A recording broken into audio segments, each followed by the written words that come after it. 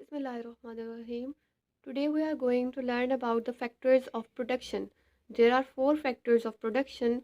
First is land. Land में हमारे पास तमाम नेचुरल रिसोर्सेज आ जाते हैं. सिर्फ ये नहीं कि ज़मीन की हम बात कर रहे हैं या हम सिर्फ फलों और सब्जियों की बात कर रहे हैं, बल्कि अंडर वाटर जो हमारे पास मिनरल्स प्रेजेंट होती हैं हम उनकी भी बात कर रहे हैं. ठीक है, जो पहाड़ों में या माउंटेन एरियाज़ में या हिली एरियाज़ में प्रेजेंट होती हैं, मादनियात या मिनरल्स, हम उनकी भी बात करें तो लैंड में जो है वो ऑल नेचुरल रिसोर्सेज आ जाते हैं. सिर्फ और सिर्फ ज़मीन की बात नहीं हो रही. ठीक है, तो पहला फैक्टर जो था प्रोडक्शन का वो हमारे पास है लैंड. उसके बाद हमें क्या चाहिए? अगर हमारे पास ज़मीन है तो हमें नेक्स्ट क्या चाहिए? लेबर. ठीक है, मतलब वो लोग जो उस लैंड पर काम कर सकें. ठीक है, तो इसमें लेबर में हमारे पास सिर्फ फिज़िकल चीज़ नहीं चाहिए होती, मतलब फ़िज़िकल एफ़र्ट की ज़रूरत नहीं होती, बल्कि हमें मेंटल हेल्थ भी चाहिए होती है. हमें मेंटल एफ़र्ट की भी ज़रूरत होती है कि कुछ आइडियाज़ हों जिन लोगों के पास, और जो मुख्तलिफ़ आइडियाज़ से कोई नई इनोवेशन ला सकें और नए तरीके और आसान चीज़ें प्रोड्यूस कर सकें. तो लेबर क्या होता है? Mental and physical effort of human beings. ठीक है, इसमें क्या होता है कि इंसानों को यूज़ किया जाता है, मतलब इंसानों को पे किया जाता है. ठीक है, तो अगर आप कहें कि लैंड में क्या है, तो लैंड में क्या है? All natural resources. Labour, labour में क्या आता है हमारे पास? इंसान, वो लोग जिनकी फ़िज़िकल और मेंटल एफ़र्ट लग रही होती है. ठीक है, और इनको बदले में क्या मिलता है? अगर आप कहें कि लेबर्स हैं तो लेबर्स को इन रिटर्न क्या मिल रहा है?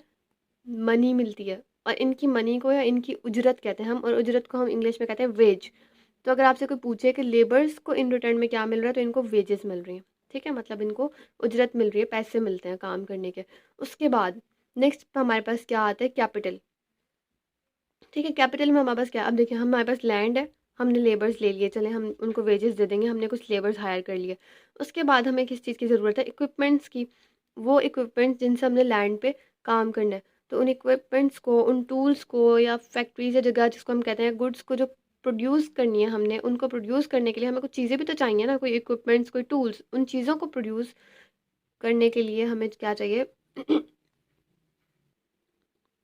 इन्हें हम कहते हैं, इक्विपमेंट्स की हमें ज़रूरत होती है जिन्हें हम कहते हैं कैपिटल. ठीक है, और कैपिटल को क्या मिलता है इन रिटर्न?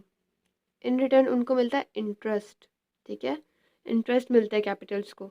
कैसे? कि अगर हमें कोई चीज़ें चाहिए और वो हमें कोई प्रोवाइड कर रहा है, तो वो प्रोवाइड हमें क्यों करेगा? क्योंकि उसको उसमें इंटरेस्ट मिल रहा है. ठीक है, इंटरेस्ट रेट भी आपने पढ़ा होगा, इंटरेस्ट वो मिल रहा है. फिर नेक्स्ट हमारे पास है इंटरप्रेन्योर. हमारा लास्ट फैक्टर ऑफ प्रोडक्शन है इंटरप्रेन्योर. और इंटरप्रेन्योर क्या होता है? कोई भी पर्सन जो उन सब फैक्टर्स को कंबाइन करे और कुछ प्रोड्यूस करे. ठीक है, फॉर एग्जांपल एक बिजनेसमैन है जो कि बहुत रिच है और वो कहीं इन्वेस्ट करना चाह रहा है. अब उसने एक लैंड ली, उसने लेबर इंगेज किया लैंड में. ठीक है, उसने लेबर को वेजेस प्रोवाइड की, और उसने क्या किया? कैपिटल ली. मतलब कि उसने वो इक्विपमेंट्स खरीदे जो हमें कोई भी गुड प्रोड्यूस करने के लिए चाहिए होते हैं. उसने वो इक्विपमेंट्स खरीदे.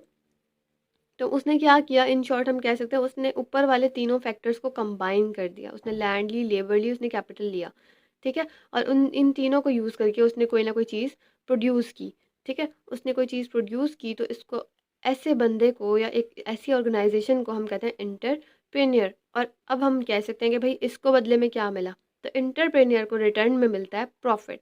ठीक है, मतलब जितना वो ऊपर लगाता है, जितनी उसकी कॉस्ट होती है, उससे ज़्यादा उसको फ़ायदा होता है, उससे ज़्यादा वो अर्न करता है, और फिर उसको क्या मिलता है? प्रॉफिट. तो एक बार हम दोबारा रिवाइज कर लेते हैं. लेबर को क्या मिलती है? वेजेस. कैपिटल को इंटरेस्ट. और एंटरप्रेन्योर को profit. Hope so you have understood. Thank you.